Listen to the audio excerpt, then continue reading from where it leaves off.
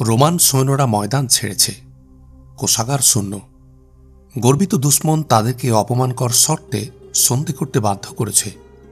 প্রজাসাধারণ নিরাশ, ওরা উপহাস করছে হেরাক্লিয়াসকে।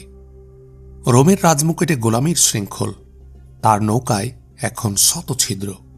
কিছুদিন পূর্বেও রোমানরা যাকে মুক্তিদাতা মনে করত, যার পথে ফুল বিছিয়ে দিত, আজ তাকে উটকো ঝামেলা মনে করছে। কিন্তু তারা কি জানত, পতনের সর্বনিম্ন অবস্থান করে হঠাৎ করে এক অদেখা শক্তি তৎপর হয়ে উঠবে, যে শক্তি রহমতের বৃষ্টি বর্ষণ করেন। শীতের প্রকোপে পাতাঝরা মরা বৃক্ষে যার ইশারায় হেসে ওঠে জীবনের স্পন্দন, গাছে গাছে দেখা দেয় সবুজের সমারোহ। সে শক্তিই তো মানবের কপালে এঁকে দেয় ভাগ্যলেখা। ওরা কি জানত তাদের অলস বিলাসপ্রিয় সম্রাট হঠাৎ গা ঝাড়া দিয়ে উঠবেন? অগ্নিতাপে যে শিরা উপশিরা স্পন্দিত হয়নি, তাতেই শুরু হবে টকবগে খুনের সন্তরণ। কোনো রোমান কল্পনাও করেনি কোনো ঐশী শক্তি এক মৃত সম্রাটকে কবরের গভীর থেকে টেনে দুঃসাহসী মানুষের কাতারে এনে দাঁড় করাবে। হেরাক্লিয়াসের অপাঙ্ক্তেয় অতীত তাদেরকে একথা ভাবতে বাধ্য করেছিল যে কুদরত যদি তাদের কল্যাণ চান, তবে আগে এই অযোগ্য সম্রাটের বোঝা তাদের ঘাড় থেকে সরিয়ে দেবেন, যে সম্রাট পরাজয় আর অপমান ছাড়া ওদের কিছুই দিতে পারেনি। এই কবছর পূর্বেও মক্কার অলি গলিতে ইসলামের নবীর ভবিষ্যৎবাণীকে উপহাস করা হয়েছিল। আজ তারই রূপায়ণের সময় এসেছে। সবাই যখন নিরাশ, হেরাক্লিয়াস তখনই জড়তার নিদ্রা থেকে আড়মোড়া দিয়ে উঠলেন। বাহু যখন দুর্বল, তখনই মরচে পড়া তরবারি হাতে তুলে নিলেন। পৃথিবীর সব অপমান আর জিল্লতির বোঝা যখন তার কাঁধে চাপিয়ে দেয়া হল, তখনই তিনি ইজ্জতের পথ বেছে নিলেন। কিসরার মতো এক শক্তিমান দুশ্মনের মোকাবিলা করার জন্য সেনাবাহিনীকে শক্তিশালী করার প্রয়োজন ছিল। তার জন্য প্রয়োজন ছিল প্রচুর অর্থের। পারভেজ তাকে খেরাত জমা করার জন্য যে সময়টুকু দিয়েছিলেন, তিনি যুদ্ধের প্রস্তুতিতে তা ব্যয় করলেন। কোষাগার শূন্য, সুতরাং হেরাক্লিয়াস গির্জা এবং খানকায় দীর্ঘদিনের জমা করা সম্পদে হাত দিলেন। পাদ্রীরা এ সম্পদ হাতছাড়া করতে সহজে রাজি হল না। কাইজার তাদের বললেন, তোমাদের কাছ থেকে ধার নিচ্ছি, সময় মতো সুদ সহ এর সব ফিরিয়ে দেব। ইরানি খেরাজ দেওয়ার পরও যে শান্তি আসবে না, পাদ্রীরা তা জানত। ওরা জানত এ সম্পদ একদিন ইরানিদের হাতে চলে যাবে। এজন্য ইচ্ছা অনিচ্ছাই হোক, পাদ্রীরা তাদের লুকানো সম্পদ কাইজারের হাতে তুলে দিল। ইরানের সাথে একটা যুদ্ধ জরুরি হয়ে পড়েছিল। ওরা 1000 তরুণী দাবি না করলে কাইজার হয়তো প্রজাদের হাত থেকে শুকনো রুটির টুকরো ছিনিয়ে হলেও কিসরার দাবি মেটাতেন। দূতদের মুখে কিসরার শর্তাবলী শুনে তার করণীয় ছিল দুটো: অসহায় প্রজাদেরকে ইরানিদের হাতে ছেড়ে দেয়া, অথবা জীবন মৃত্যু সম্পর্কে বেপরোয়া হয়ে ইরানের বিরুদ্ধে লড়াই করা। কাইজার দ্বিতীয় পথই গ্রহণ করলেন। আধমরা প্রজাদের মনে হল দুর্বল, অসহায় এবং বিলাসপ্রিয় সম্রাটের মনে হঠাৎ করে পরিবর্তন এসেছে। যেসব গরিব প্রজারা কেবলমাত্র বেঁচে থাকার জন্য সকল অপমান নীরবে সহ্য করছিল, ওদের ভেতর এলো নতুন উদ্দীপনা। ওরা মুক্তির স্লোগান তুলে কাইজারের পতাকা তলে সমবেত হতে লাগল। যে সেনাবাহিনী শুধুমাত্র কস্তান্তনিয়ার হেফাজতের জন্য যুদ্ধ করতে পারত, পৃথিবীর এক প্রান্ত থেকে অপর প্রান্ত পর্যন্ত অভিযান পরিচালনার হিম্মত সৃষ্টি হল ওদের ভেতর। বাইজেন্টাইন সালতানাতের সম্রাট এবং প্রজাদের এ পরিবর্তন ইতিহাসের এক অবিশ্বাস্য ঘটনা। সেনাবাহিনীতে নতুন ভর্তি এবং মর্মরা সাগরের নৌশক্তি বৃদ্ধির কাজে ব্যস্ত হয়ে রইলেন কাইজার। তখনও বসফরাসের ওপারে দেখা যাচ্ছিল ইরান বাহিনীর সেনা ছাউনি। পূর্ণ প্রস্তুতির পরও হেরাক্লিয়াস ইরানিদেরকে হামলা করার ঝুঁকি নিলেন না। তিনি জানতেন, ব্যর্থ হলে ওদের জবাবী আক্রমণে কস্তান্তনিয়া ধ্বংস হয়ে যাবে, আর বিজয়ী হয়ে তার ফৌজ পূব দিকে এগিয়ে গেলে পেছন দিকে বিপজ্জনক রূপ নিতে পারে। চূড়ান্ত প্রস্তুতি সম্পন্ন হল।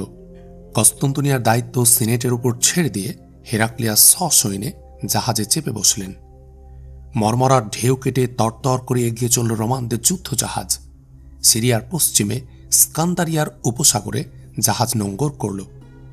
এককালে এখানেই আলেকজান্ডার দারাকে পরাজিত করেছিলেন। হেরাক্লিয়াসের এ অভিযান ছিল ঝুঁকিপূর্ণ। ইরানিরা ইচ্ছে করলে বসফরাসের পূর্ব পাড় ধরে এগিয়ে কনস্তান্তিনিয়ায় আঘাত হানতে পারত। এজন্য সিনেটকে তিনি নির্দেশ দিয়ে গিয়েছিলেন যে পরাজিত হলে যেন আত্মসমর্পণ করে, কিন্তু খালদুনের আশপাশের ইরানিরা তড়িৎ কোনো ফায়সালা করতে পারেনি। হেরাক্লিয়াস এরপর এমন স্থানে পৌঁছলেন যেখান থেকে সিরিয়া এবং আর্মেনিয়া অরক্ষিত হয়ে পড়ল। ইরানিরা ভয়ে কনস্তান্তিনিয়া হামলা করল না। এশিয়া সীমান্তের পাহাড়ি কাবিলাগুলোর সাথে তার ছোটখাটো সংঘর্ষ হল, কিন্তু কনস্তান্তিনিয়ার পরিস্থিতি তাকে ফিরে যেতে বাধ্য করল। এই অভিযানে কোনো লাভ না হলেও এর প্রভাব ছিল সুদূর প্রসারী। এই প্রথমবার রোমানরা বুঝল যে তাদের অলস সম্রাট প্রজাদের জন্য যে কোনো ঝুঁকি নিতে পারেন। এর ফলে নিষ্প্রাণ জনগণের মধ্যে জেগে উঠল বেঁচে থাকার অনুপ্রেরণা, ফিরে এলো হিম্মত ও সাহস। অপরদিকে উত্তর পশ্চিম এশিয়ায় নিপীড়িত খ্রিস্টানদের ভেতর জ্বলে উঠল আশার ক্ষীণ আলো। প্রতিটি বিজিত এলাকায় খ্রিস্টানরা সীমাহীন আবেগ নিয়ে রোমান সৈন্যদেরকে অভ্যর্থনা করতে লাগল। হেরাক্লিয়াস বুঝলেন এরা এখনও তাহলে ভোলেনি। একবার ইরানিদের পরাজিত করতে পারলে চারদিকে বিদ্রোহের আগুন জ্বলে উঠবে, কিন্তু ইরানিরা হেরাক্লিয়াসের এ অভিযানে কৌতুক বোধ করছিল। দস্তগিরদে তার এ আক্রমণের সংবাদ পৌঁছার পর পুরোহিতরা কিসরাকে বলতে লাগল, জাহাপনা, এবার হেরাক্লিয়াসের অন্তিম সময় ঘনিয়ে এসেছে। হেরাক্লিয়াসের ফিরে যাবার সংবাদ পেয়ে পারভেজ আর মোসাহেবরা অট্টহাসিতে ফেটে পড়ল। হেরাক্লিয়াস তখন নিনুয়া অভিযানের প্রস্তুতি নিচ্ছিলেন। কৃষ্ণসাগরে প্রবেশ করল হেরাক্লিয়াসের যুদ্ধজাহাজ।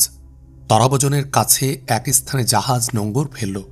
আর্মেনিয়ার খ্রিস্টানরা দলে দলে কাইজারের পতাকা তলে সমবেত হতে লাগল। কোনো ফায়সালা করার পূর্বেই কিসরার কাছে পরপর এ সংবাদ পৌঁছতে লাগল। হেরাক্লিয়াস তখন আজারবাইজানে প্রবেশ করেছেন। একদিন খবর এলো, জর্দস্তের জন্মস্থান ইরানিদের প্রাচীন শহর আর্মিয়া রোমানরা জয় করে নিয়েছে। নিভিয়ে দেয়া হয়েছে ওদের পবিত্র অগ্নিকুণ্ড। জেরুজালেমের যে মর্যাদা খ্রিস্টানদের কাছে, ইরানিদের কাছেও আর্মিয়ার সে মর্যাদা ছিল।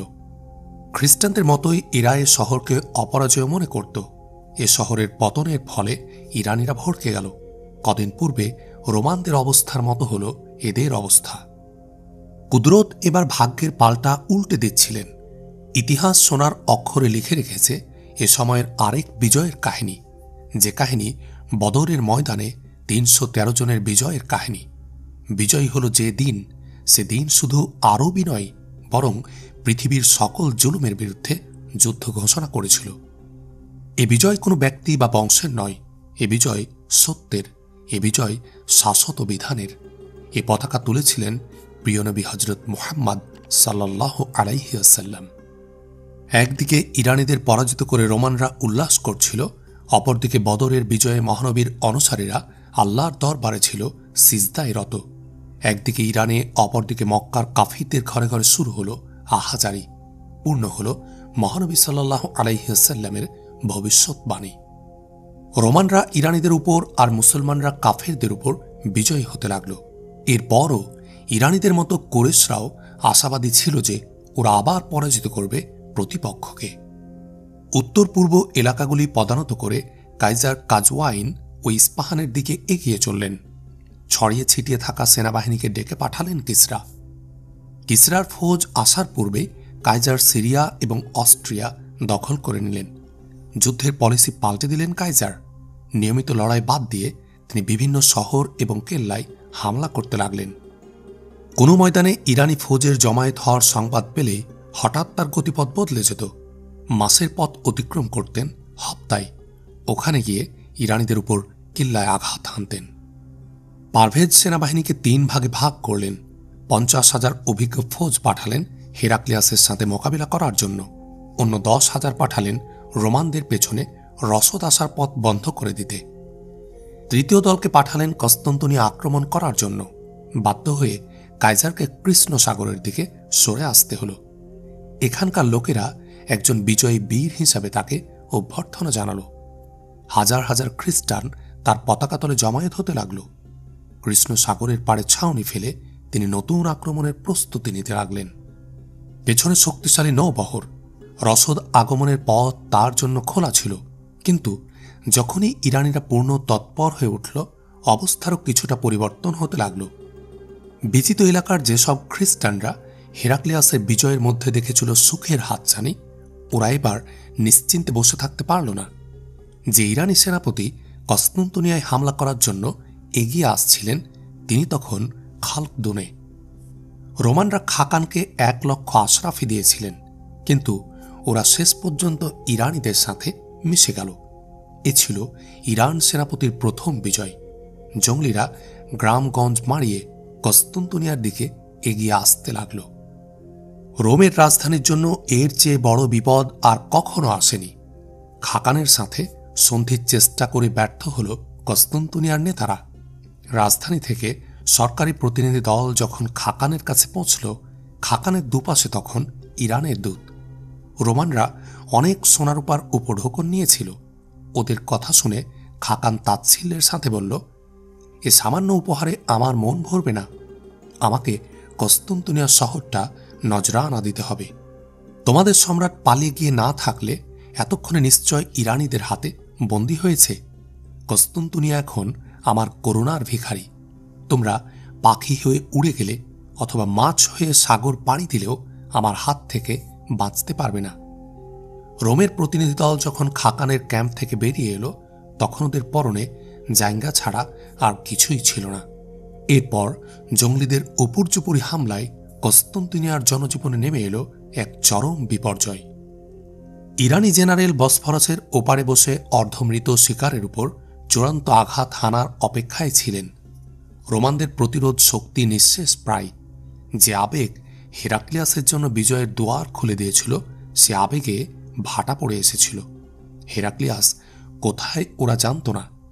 যুগ যুগ থেকে যে বিপর্যয় ওরা দূরে ঠেলে রেখেছিল, তাই এখন মাথার উপরে।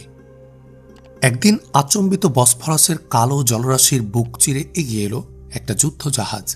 আনন্দে চিৎকার করে উঠল পাঁচিলের উপর পাহারারত সিপাইরা, হেরাক্লিয়াস আসছেন। ঈশ্বর শুনেছেন তাদের প্রার্থনা। কিন্তু কাইজার এ জাহাজে ছিলেন না। তিনি কস্তুন্তনিয়ার হেফাজতের জন্য 12,000 সৈন্য পাঠিয়েছিলেন। এ বিশাল নৌবহর সমস্ত শত্রু জাহাজ ধ্বংস করে দিল। একজন নীরব দর্শকের মতো ইরানি সিপাহসালার এ দৃশ্য দেখেছিলেন। তাতারিরাও ভড়কে গেল। লুটপাট করার জন্য এসেছিল ওরা, কিন্তু এবার ওরা নিরাশ হয়ে অবরোধ তুলে নিল। এ ছিল কস্তুন্তনিয়ার জন্য সবচেয়ে চরম অবস্থা। কিন্তু তখনও রোমানদের আকাশ থেকে বিপদের কালো মেঘ কেটে যায়নি। পারভেজ তখনও 5 লাখ সৈন্য ময়দানে হাজির করতে পারতেন। তাতারিরা ফিরে গেলেও খালকদুনের ইরানি ছাউনিতে হতাশা নেমে আসেনি। ওরা তখনও বিজয় সম্পর্কে আশাবাদী। ওরা যে কোনো সময় কস্তুন্তনিয়া ধুলায় মিশিয়ে দিতে পারে। হেরাক্লিয়াস নতুন চাল চাললেন। ভলগার ওপারের তুর্কি সম্রাটের কাছে তিনি বন্ধুত্বের পয়গাম পাঠালেন। ওরা ছিল জাত যোদ্ধা। সম্রাটের নাম জেবল। কাইজার তোফলসের কাছে তাকে অভ্যর্থনা জানালেন। নিজের মুকুট খুলে তার মাথায় পরিয়ে দিয়ে বললেন, তুমি আমার ছেলে। এরপর এক প্রীতিভোজের ব্যবস্থা করলেন। সম্মানিত সবাইকে দামি উপহার দেয়া হল। নিজের রূপসী মেয়েকে যুবক সম্রাটের কাছে বিয়ে দেওয়ার প্রস্তাব দিলেন হেরাক্লিয়াস। তুর্কি সম্রাট এতে দারুণ প্রভাবিত হলেন। 40,000 লড়াকু সামিল হল কাইজারের সাথে। এ নিয়ে রোমান সৈন্যসংখ্যা দাঁড়াল 70,000-এ। এরপর কাইজার মধ্য ইরানে গিয়ে অসংখ্য ইরানির মোকাবিলা করার ঝুঁকি নিতে চাইলেন না। তিনি কখনো আর্মেনিয়া, কখনো সিরিয়ার ইরানি চৌকিতে হামলা করতে লাগলেন। এভাবে কাটল কদিন। বসফরাসের পূর্ব পাড়ের সেনা ছাউনি কাইজারের জন্য বিপদ হয়ে দেখা দিল। পূর্ব দিকে এগিয়ে আসাও তার জন্য ছিল বিপজ্জনক, কিন্তু কুদরত আর একবার তাকে সাহায্য করলেন। একদিন সহকারী সেনাপতির কাছে পৌঁছল পারভেজের দূত, সাথে সরকারি হুকুমনামা। হুকুমনামায় লেখা ছিল, সেনাপতিকে হত্যা করে তার মাথা আমার কাছে পাঠিয়ে দাও। তুমি নিজে গ্রহণ করো সেনাপতির দায়িত্ব। দূত ভুল করে চিঠি তুলে দিল সেনাপতির। তার মন বিষিয়ে উঠল। তিনি চিঠি লিখলেন। তাতে পারভেজের সিল প্রায় 400 ফৌজি অফিসারকে জমায়েত করলেন তিনি। ভর জলসায় পারভেজের এই নির্দেশনামা শুনিয়ে সহকারী সেনাপতিকে জিজ্ঞেস করলেন, তুমি এ 400 ফৌজি অফিসারকে হত্যা করার নির্দেশ পেয়েছ, পারভেজের নির্দেশ পালন করতে কি তুমি প্রস্তুত? কোনো জবাব দিল না সে। ফৌজি অফিসাররা অত্যাচারী সম্রাটের বিরুদ্ধে ঐক্যবদ্ধ হল, কিন্তু সেনাপতি বললেন, রোমানদের সাথে মিশে আমরা নিজের দেশ আক্রমণ করব না। আমার পরামর্শ হল, এ যুদ্ধে আমরা নিশ্চুপ বসে থাকব। অফিসাররা সেনাপতির এই নির্দেশ মেনে নিল। সেনাপতি কাইজারের কাছে লিখে পাঠালেন যে, আমার সৈন্যরা ভবিষ্যতে আপনার বিরুদ্ধে কোনো যুদ্ধে অংশ নেবে না। বিসমিল্লাহির রহমানির রহিম। আল্লাহর রসুল মুহাম্মদ সাল্লাল্লাহু আলাইহি ওয়াসাল্লামের পক্ষ থেকে ইরান সম্রাট কিসরার নামে, তাকে সালাম, যে হেদায়েতের অনুসরণ করে, আল্লাহ এবং তার রসুল সাল্লাল্লাহু আলাইহি ওয়াসাল্লামের উপর ঈমান আনার পর ঘোষণা করে যে আল্লাহ একক। তিনি আমাকে সমগ্র বিশ্বের জন্য নবী করে পাঠিয়েছেন। প্রতিটি মানুষকে তিনি আল্লাহর ভয় দেখাতে পারেন। যদি তুমি ইসলাম গ্রহণ করো, শান্তি পাবে, আর যদি ফিরে যাও তবে প্রজাদের সকল দায় দায়িত্ব তোমার। কারসু নদীর পাড়ে ছাউনি ফেলেছেন কিসরা। মহানবী সাল্লাল্লাহু আলাইহি ওয়াসাল্লামের এই চিঠি পৌঁছল তার কাছে। সিরিয়া এবং আর্মেনিয়া থেকে রোমানদের অগ্রাভিযানের খবর আসছিল। এরপরও পারভেজের যেন কোনো দুশ্চিন্তা ছিল না। শিকার এবং নাচ গানের আসর জমিয়ে রাখতেন তিনি। প্রতিটি নতুন সংবাদ পাওয়ার পর চাটুকাররা তাকে বলতো, কাইজারের অন্তিম সময় ঘনিয়ে এসেছে। খোলা ময়দানে এলে সমগ্র বাহিনী সহজে ধ্বংস হয়ে যাবে। পারভেজের অহংকারের কারণ রোমানদের চেয়ে কয়েক গুণ বেশি ছিল তার ফৌজ। তার হাতিগুলোই রোমান সেনাবাহিনীকে পিষে ফেলার জন্য যথেষ্ট। পারভেজ রোমানদেরকে উত্তর পশ্চিম সীমান্তে বাধা দিতে চাইলেন না। তিনি ওদেরকে এগিয়ে আসার সুযোগ দিলেন, যেখানে থেকে ওরা পালিয়ে যেতে পারবে না। এমন এক পরিস্থিতিতে আল্লাহর নবী কিসরার কাছে দূত পাঠালেন, যার সাম্রাজ্য মক্কার কজন মুহাজির এবং মদিনার কজন আনসারের মধ্যে সীমাবদ্ধ ছিল। এমন এক ব্যক্তি পরাক্রমশালী সম্রাটকে আনুগত্যের দাওয়াত দিলেন, যার অনুসারীরা দুবেলা পেট পুরে খেতে পায় না, যার ছিল না কোনো দুর্গ অথবা নিয়মিত সেনাবাহিনী। শক্তি প্রদর্শনের জন্য যা প্রয়োজন তার কিছুই তার ছিল না। এর আগে ইরান সম্রাটের নামের পূর্বে নিজের নাম লেখার দুঃসাহস কেউ করেনি। দোভাষী সম্রাটকে চিঠির ভাষা বুঝাচ্ছিলেন। দরবারি হাসি চেপে রাখছিল বড় মুশকিলে। ওদের কাছে এ চিঠি এক উপহাস। রক্তলাল চোখে দূতের দিকে তাকালেন পারভেজ। হঠাৎ দোভাষীর হাত থেকে টেনে নিলেন মহানবীর পবিত্র চিঠি।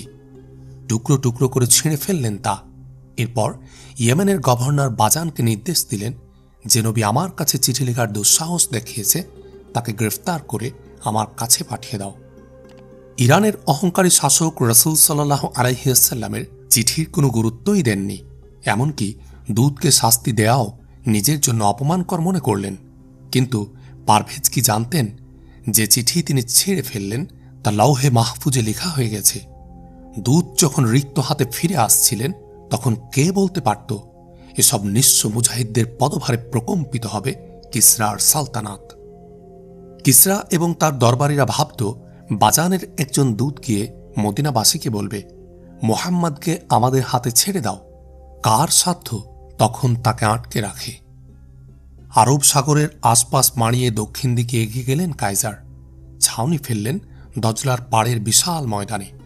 এ বিস্তীর্ণ মাঠে আজও নিনোয়ার ভাঙা চিহ্ন চোখে পড়ে। এতদিন পর্যন্ত রোমানদের পিছু ধাওয়া করার মধ্যে ইরানিদের তৎপরতা সীমাবদ্ধ ছিল। এবার ওরা চূড়ান্ত লড়াইয়ের নির্দেশ পেল।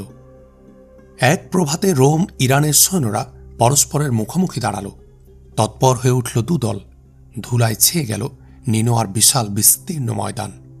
হেরাক্লিয়াসের বীরত্ব হতবাক করে দিয়েছিল সবাইকে। দুশ্মনের সারি ভেদ করে তিনি ভেতরে ঢুকে পড়লেন, সাথে অল্প কজন সিপাই। ইরানের সেনাপতি ছাড়াও তার হাতে নিহত হল আরো দুজন বিখ্যাত সালার। নেজার আঘাতে তার ঠোঁট কেটে গেল ঘোড়ার একটা পা। দুশ্মনের বুঝ ভেঙে আবার তিনি নিজের দলে ফিরে এলেন। রোমানদের ভিতর ফিরে এলো অমিত তেজ। কিন্তু সেনাপতির মৃত্যুতে ইরানিরা ভয় পেয়ে পিছু হটতে লাগল। ধীরে ধীরে পরিষ্কার হয়ে এলো ময়দান। শক্তিমান ইরানিরা ছেড়ে গেল অসংখ্য লাশ এবং অস্ত্র সম্ভার।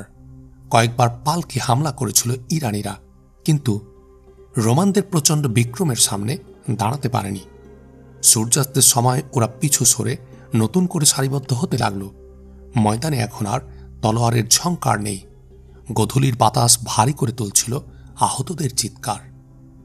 রোমানরা ভেবেছিল ইরানিরা পালাবে না, আবার ফিরে আসবে ময়দানে, কিন্তু রাতের আধার নেমে আসার সাথে সাথে ওরা আচম্বিত ছাউনির দিকে সরে যেতে লাগল।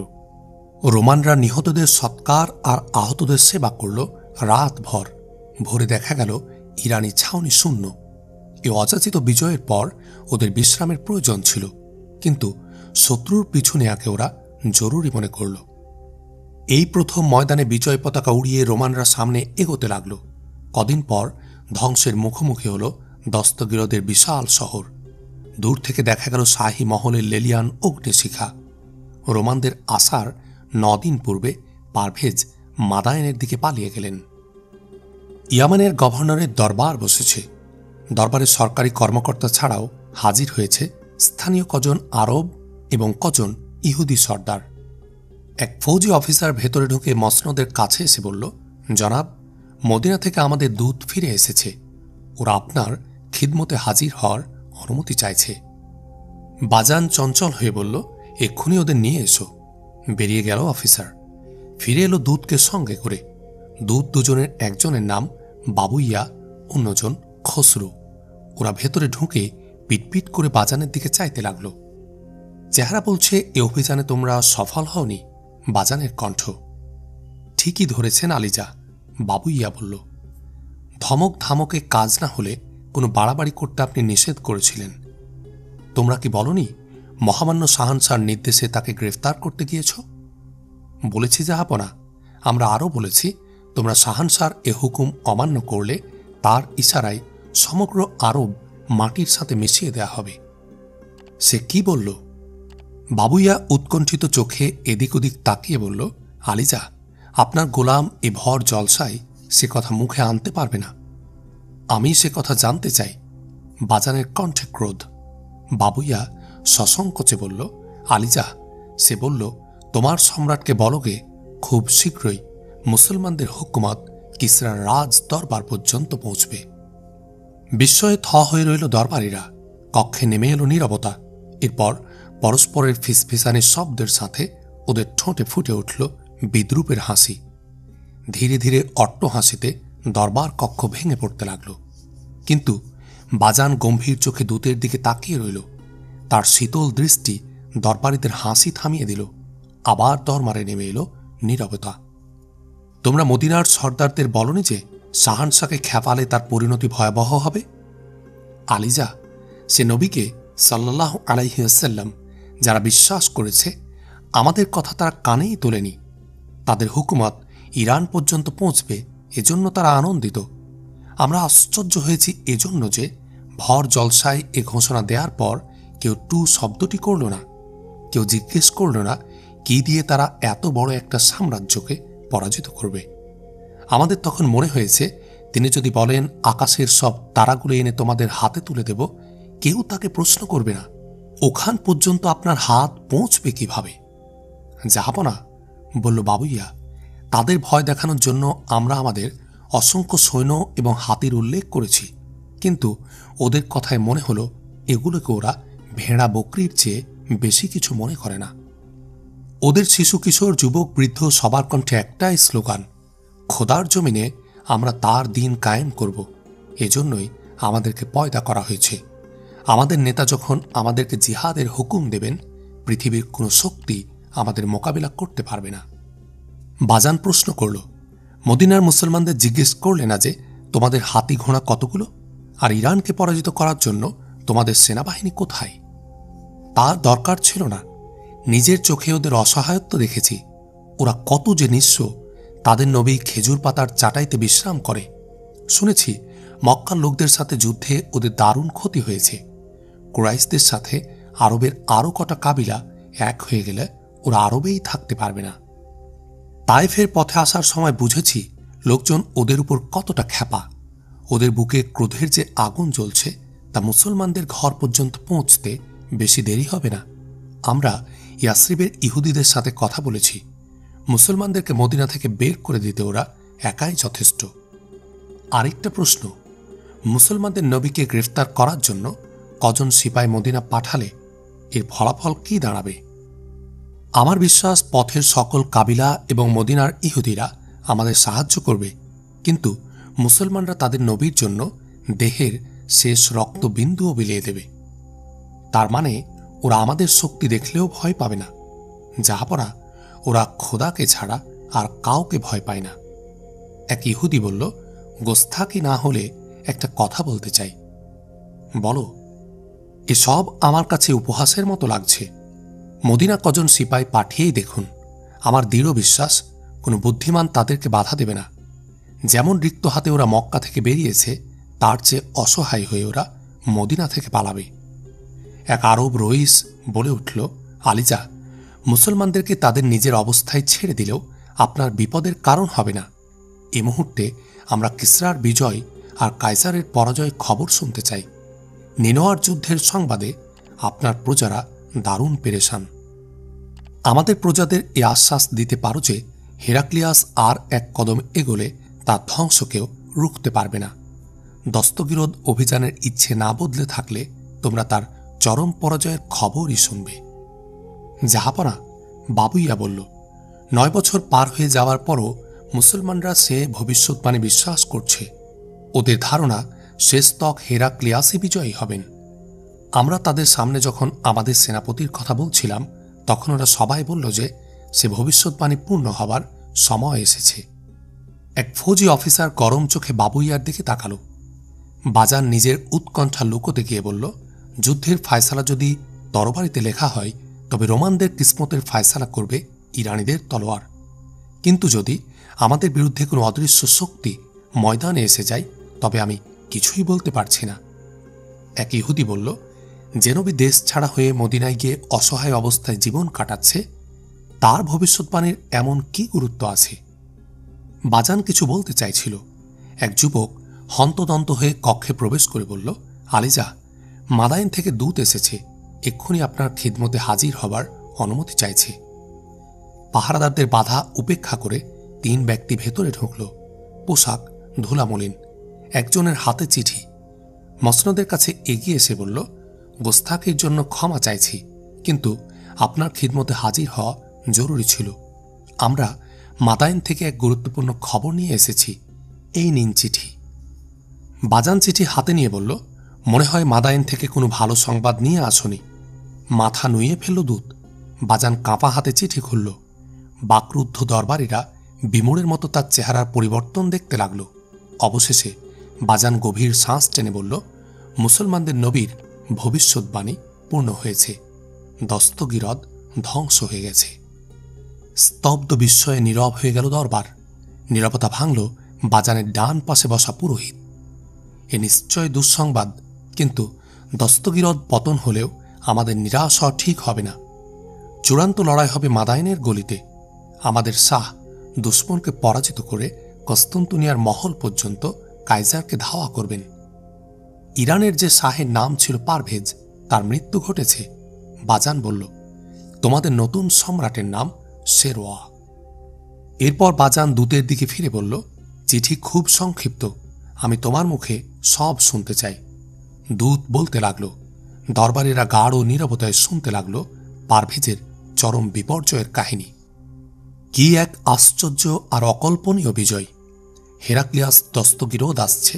নিনোয়ার জয়ের পর এ সংবাদ পারভেজের মনে ভয় ধরিয়ে দিয়েছিল। রোমানরা আসার 9 দিন পূর্বে কারো সাথে পরামর্শ না করে মহলের গোপন পথে মাদাইনের দিকে ভেগে গেলেন তিনি। হারেমের 300 তরুণীর মধ্যে মাত্র 3 জন এবং বেগম সিরিকে নিয়েছিলেন সাথে। বাকি রাত কাটালেন দস্তগিরদের কাছে এক কৃষকের ঝুপড়িতে। 3য় দিন প্রবেশ করলেন মাদাইনে। তখন সেনাবাহিনীর কথা মনে পড়ল। মনে জাগল ধন রত্ন সংরক্ষণ করার চিন্তা। দস্তগিরদের সেনাবাহিনী তার চাইতে রোমানদের ভয়ে তার হুকুম মানতে বাধ্য হল। হাতের সামনে যা পেয়েছিলেন তা নিয়েই তিনি মাদাইনের পথ ধরেছিলেন। পরে 3000 নর্তকীকে দস্তগিরদের পাশে এক কিল্লায় পৌঁছে দেওয়া হয়েছিল। ঝড়ের বেগে দস্তগিরদ প্রবেশ করল রোমান ফৌজ। কিসরার মহল থেকে লকলকিয়ে উঠল আগুনের লেলিহান শিখা। রোমানরা আসার পূর্বেই তাদের কাজ শেষ করে রেখেছিল বিজিত এলাকার বন্দি গোলামরা। ইরানি ফৌজ শহর থেকে বেরিয়ে যেতে ওরা লুটপাট শুরু করল। রোমানরা শহরে ঢুকে দেখল শহরের অলিগলিতে ছড়িয়ে ছিটিয়ে থাকা ইরানিদের লাশ। ইরানিরা ধন সম্পদ সাথে করে নিয়ে গিয়েছিল। এরপরও যে স্বর্ণরৌপ্য কায়সারের হাতে এলো তা ছিল আশাতিরিক্ত। দস্তগিরদ ধুলায় মিশিয়ে দেয়া হলো। শাহী মহল পুড়িয়ে কায়সার মাদাইনের পথ ধরলেন। মাদাইনের কাছে গিয়ে তিনি অনুভব করলেন সৈন্যরা ক্লান্ত। কয়েক হপ্তার লাগাতার পরিশ্রমে ওরা ভেঙে পড়েছে। তাছাড়া মাদাইনের লোকেরা সেনাবাহিনীর সহযোগিতা ছাড়াই কয়েকদিন পর্যন্ত রোমানদের মোকাবিলা করতে পারবে। পারভেজের কাপুরুষতার কারণে দস্তগিরদের বিজয় সম্ভব হয়েছে, কিন্তু মাদায়েন ইরানিদের অস্তিত্ব। এ শহর রক্ষায় ওরা শরীরের শেষ রক্তবিন্দুটুকুও বিলিয়ে দেবে। এত বড় বিজয়ের পর হেরাক্লিয়াস এ ঝুঁকি নিতে চাইলেন না। পূর্ণ প্রস্তুতি নিয়ে ওদের আঘাত করতে হবে। সুতরাং তিনি সেনাবাহিনীকে ফিরে যাবার নির্দেশ দিলেন। এবার তার লক্ষ্য হল তাবরিজ। আসিরিয়ার ময়দান থেকে বেরিয়ে ফৌজ যখন পার্বত্য এলাকায় প্রবেশ করল, শুরু হল তুষার পর্বত। কিন্তু এই তুষার পর্বত উপেক্ষা করে এগিয়ে চলল বিজয়ী লস্কর। প্রায় 5 হপ্তাহ পর ওরা ছাউনি ফেলল তাবরিজের কাছে। সামনে বিপদ। এজন্য ইরানিরা পারভেজের নির্দেশ মেনে নিয়েছিল, কিন্তু এখন বিপদ সরে গেছে। ওরা ঘৃণা ভরে তাকাতে লাগল বুজদিল সম্রাটের দিকে। নওশের ওর নাতি তখন দেবতা নন। প্রতিটি অগ্নিপিণ্ডে পুরোহিতরা এখন আর তার জন্য প্রার্থনা করে না, বরং এ উটকো ঝামেলা থেকে ওরা নিষ্কৃতি চায়। মাদায়েনের অলিগলি কেঁপে উঠল মিছিলে মিছিলে। পারভেজ সিনের হত্যাকারী। নেনোয়ার আর দস্তগিরদের পরাজয়ের জন্য দায়ী পারভেজ। এসব যুদ্ধে নিহত হয়েছে ইরানের লক্ষ লক্ষ তরুণ। রোমানরা যুদ্ধের প্রস্তুতি নিচ্ছে। পারভেজকে হত্যা করলে আমরা তাদের সাথে সন্ধি করতে পারব। পারভেজও জনসাধারণের মনের অবস্থা বুঝতেন। তিনি জানতেন আওয়াম তাকে ঘৃণা ছাড়া আর কিছুই দেবে না। তিনি বর্তমান নিয়ে পেরেশান এবং ভবিষ্যতের ব্যাপারে নিরাশ হয়ে পড়েছিলেন। তার সিদ্ধান্ত নেয়ার ক্ষমতা লোপ পেয়েছিল। মদে মাতাল হলে ও তার কানে ভেসে আসত সে সব মানুষের চিৎকার যাদের তিনি হত্যা করেছিলেন। অবশেষে একদিন ওমরাদের সভা ডেকে নিজের ছেলে মুরোজার শিরে মুকুট পরাবার ইচ্ছে ব্যক্ত করলেন, কিন্তু পরাজিত সম্রাটের প্রতিটি ইচ্ছেই অর্থহীন।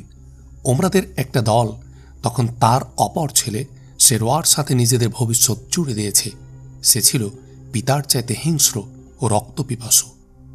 মুরোজার জন্মসূত্রে নিজেকে মসনদের দাবিদার ভাবত শেরওয়া।